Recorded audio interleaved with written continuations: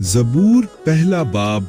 मुबारक है वो आदमी जो शरीरों की सलाह पर नहीं चलता और खताकारों की राह में खड़ा नहीं होता और ठट्टाबाजों की मजलिस में नहीं बैठता, बल्कि खुदावंद की शरीयत में उसकी खुशनूदी है और उसी की शरीयत पर दिन रात उसका ध्यान रहता है।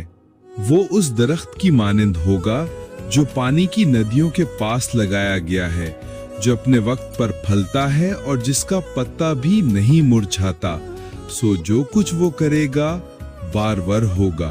शरीर ऐसे नहीं बल्कि वो भूसे की मानिंद है जिसे हवा उड़ा ले जाती है। इसलिए शरीर अदालत में कायम ना रहेंगे, ना खताकार सादिकों की जमात में, क्योंकि खुदावंद सादिकों की राह जानता है, पर शरीरों की राह नाबूद हो जाएगी। आमीन।